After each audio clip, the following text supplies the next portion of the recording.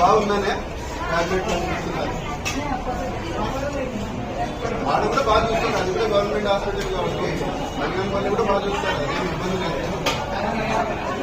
ఏమంటే మీకు అలవాటు ఉంది కాబట్టి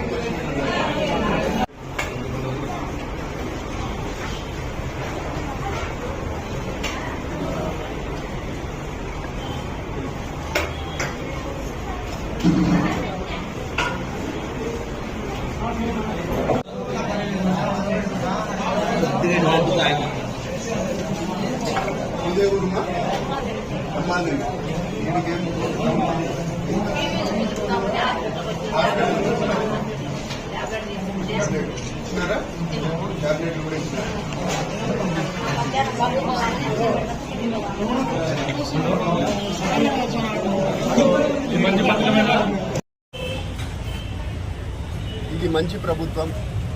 ఈ మంచి ప్రభుత్వంలో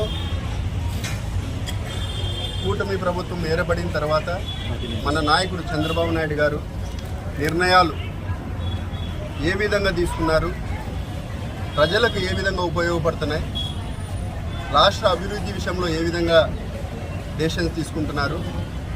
ఒక సైడ్ సంక్షేమం అంటానే గుర్తుకొచ్చేది మొట్టమొదటిగా అన్నా క్యాంటీన్. ఈరోజు పేద ప్రజలు పట్టణాలకు వచ్చినప్పుడు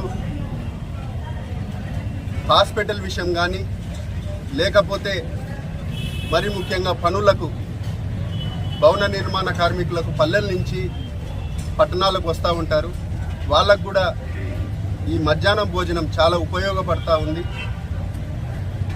మేము తెలుగుదేశం పార్టీ తరఫున ఈరోజు అన్నా క్యాంటీన్ని సందర్శించి ఏ విధంగా మెయింటైన్ చేస్తున్నారు, ప్రజల్లో ఏ విధంగా వాళ్లకు పెట్టే భోజనం క్వాలిటీగా ఉందా లేదా అని తెలుసుకోవడానికి ఈరోజు రావడం జరిగింది. కాబట్టి ఈ సందర్శన ఈరోజు అన్నా క్యాంటీన్ మేనేజర్తో మాట్లాడడం కానీ ఇక్కడికి వచ్చిన ఎవరైతే తింటున్నారో పేద మధ్యతరగతి కుటుంబాలు వాళ్ళని అడిగి తెలుసుకుంటుంటే ఒకరు హాస్పిటల్ కోసమని లేదా ఒకరు భవన నిర్మాణ కార్యక్రమం పని చేసుకుంటూ ఇక్కడ తింటున్నామని చెప్పడం జరుగుతుంది. నిజంగా వాళ్ళ కళ్ళల్లో ఆనందం చూస్తూ ఉంటే చాలా సంతోషంగా ఉంది. ఇది మంచి ప్రభుత్వం. ఇటువంటి మంచి ప్రభుత్వాన్ని ఇక్కడున్న స్థానిక ఎమ్మెల్సీ రామ్ సుబ్బారెడ్డి గారు శుద్ధపూస మాటలు మాట్లాడుతూ ఉన్నాడు, అమాయకంగా మాట్లాడుతూ ఉన్నాడు.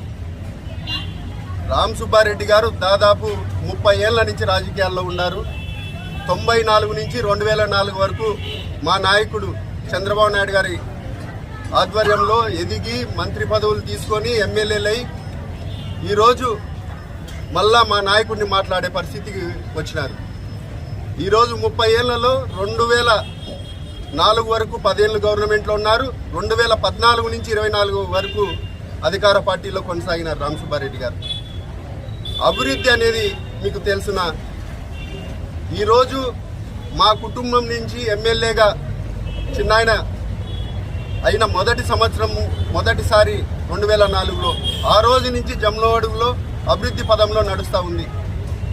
ఈ విషయం మీరే కాదు, గతంలో మీతో నడిచిన నాయకులు కూడా ఈరోజు మేమందరం తెలుగుదేశం పార్టీలో ఉండే నాయకులు కూడా చెప్తున్నారు ఏ విధంగా ఆదినారాయణ రెడ్డి గారు ఫండ్స్ తీసుకొని వస్తున్నారు, ఏ విధంగా R&B కానీ పంచాయతీరాజ్ కానీ లేకపోతే ఆరోగ్య శాఖ దాంతో కానీ ప్రతి 10 ఇయర్స్ మన హాస్పిటల్ని కంటిన్యూగా స్టేట్లో 1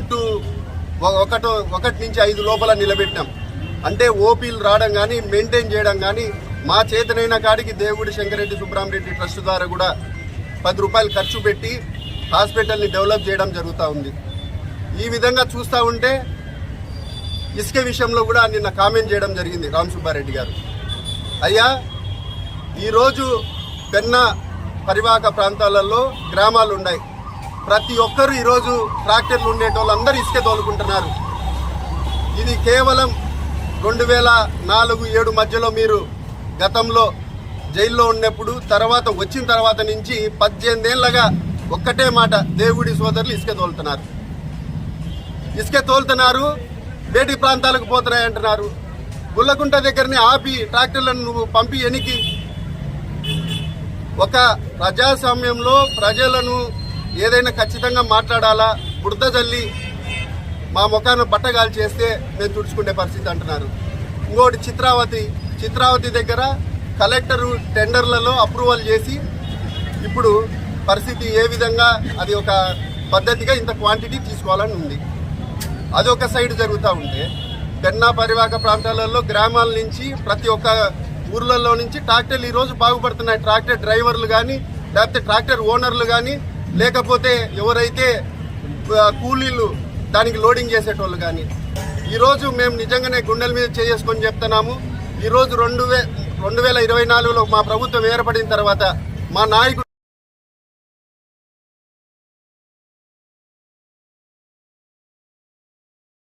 ఈ పార్టీ ఏదో ఒక కార్యక్రమాన్ని అనౌన్స్ చేస్తే మీదేయడం కాదు.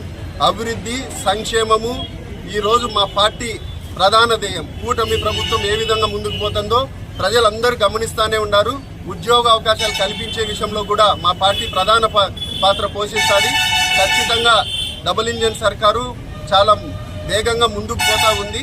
ప్రతి సహకారం బీజేపీకి తెలుగుదేశం పార్టీ సహకారం ఉంది, తెలుగుదేశానికి బీజేపీ సహకారం ఉంది. వీళ్ళిద్దరికీ మన డిప్యూటీ సీఎం పవన్ కళ్యాణ్ గారు కూడా మీరు ఎటువంటి నిర్మోహమాటం లేకోకుండా 15 ఏళ్ళు గవర్నమెంట్ ఉండాలా, ఎటువంటి లాభాపేక్ష లేకోకుండా ఈ గవర్నమెంట్ కొనసాగాల అనే ఉద్దేశంతో పవన్ కళ్యాణ్ గారు కూడా ముందుకు పోతున్నారు జనసేన పార్టీ తరఫున. కాబట్టి ఒక్కసారి అభివృద్ధి పదం మరీ జమ్లమడుగులో ఒక సైడ్ గండికోట టూరిజం కూడా సాస్కీ ఫండ్స్ కింద కూడా 50 కోట్లు వచ్చింది ఒక సైడు. ఈరోజు గతంలో ఎవరు ఏం చేస్తున్నారు, ఈరోజు ఏం చేస్తున్నారు? ఇది కావాల్సినే ఫ్యామిలీ మీద ఒక బురద జల్లాలని చెప్పి ఒకరు ఇసుక, ఒకరు యాషు, ఇవన్నీ మాటలు మాట్లాడుతున్నారు. గతంలో ఎవరు చేస్తూ ఉన్నారు, ఇప్పుడు ఎవరు చేస్తున్నారు, ఏంది, ఏ విధంగా ఉంది? ఇక్కడ రాజకీయాల్లో ఉన్నాము, ఈడేం మొహమాటం ఏం లేదు. ఒప్పుకునే పరిస్థితికి వచ్చేళ్ళకల్లా అన్నీ ఒప్పుకునే మాట్లాడతాం. ఈరోజు ఎవరేం చేస్తున్నారు, యాష్ ఏంది, ఏం పరిస్థితి, గతంలో ఎవరు చేస్తున్నారు? ఈ రోజుకి ఐసీఎల్లో ప్యాకింగ్ ప్లాంట్ అడ్డు పెట్టుకొని ఈరోజు జగన్నాథ్ రెడ్డిని అడ్డు పెట్టుకొని మీరు చేస్తున్నారు. కాబట్టి మీరు ఓపెన్ అయ్యి మాట్లాడితే మేము అన్ని కూడా ఓపెన్ అయ్యి మాట్లాడే పరిస్థితి ఉంటుంది, ఎక్కడ ఆగే పరిస్థితి ఉండదు. ఈ రోజు కూడా ఐసీఎల్లో నీవు కాంట్రాక్ట్ జరుగుతూ ఉంది ప్యాకింగ్ ప్లాంట్. రాజకీయాల్లో ఉండవు కదా, నీకేం అవసరం మళ్ళా? కాబట్టి ఒకసారి ప్రజలకు మేము కూడా ఓపెన్గా ఇంతవరకు ఏదో ఈ కాలేజీల మీద పీపీపీ మోడల్లో మా నాయకుడు నిర్ణయం తీసుకున్నారు. ఈరోజు 18 ప్రైవేట్ వైద్యశాలలను జగన్మోహన్ రెడ్డి గవర్నమెంట్లో తీసుకొని వచ్చినా అంటున్నారు. కేవలం 3 నుంచి 4 పెట్టడమే తప్ప మిగతాటన్నీ గ్రౌండ్ లెవెల్లో కానీ లేదా 10% 15%తో ఆగిపోయి ఉన్నాయి. కేంద్ర ప్రభుత్వం నిధులు దుర్వినియోగం చేయడం జరిగింది. కాబట్టి ఈరోజు త్వరగా పూర్తి చేయాలంటే గవర్నమెంట్ బాధ్యతగా ప్రైవేట్ని అనుసంధానం చేసుకొని ఈరోజు ఓపీని ఫ్రీగా, పరిస్థితులను పూర్తిగా మన హ్యాండ్ ఓవర్లోనే, ప్రభుత్వ హ్యాండ్ ఓవర్లోనే ఉంటూ ఈ కార్యక్రమాన్ని చేయాలనే ఉద్దేశంతో ఈ పీపీపీ మోడల్ తీసుకున్నాడు. దాన్ని లేని రాద్ధాంతాన్ని మీ సొంత కార్యకర్తలతో సంతకాలు పెట్టించుకొని మీరు ఊరున్న తిరిగి దాన్ని ఏదో రాజకీయం చేసి మాట్లాడుతూ ఉన్నారు. కాబట్టి ప్రతి ఒక్కటి ఈరోజు చంద్రబాబు నాయుడు గారు ఏ విధంగా కష్టపడుతున్నారు, లోకేష్ బాబు గారు ఏ విధంగా కష్టపడుతున్నారు, పవన్ కళ్యాణ్ గారు ఏ విధంగా ముందుకు ప్రతి పంచాయతీరాజ్ విషయంలో కూడా సాస్కీ ఫండ్స్ని తీసుకొని వచ్చి సెంట్రల్ గవర్నమెంట్ దగ్గర నుంచి ఏ విధంగా గ్రామీణ ఉపాధి కానీ మిగతా ఆర్ఎన్బి రోడ్స్ని కానీ డెవలప్ చేసే పరిస్థితి ఉంది.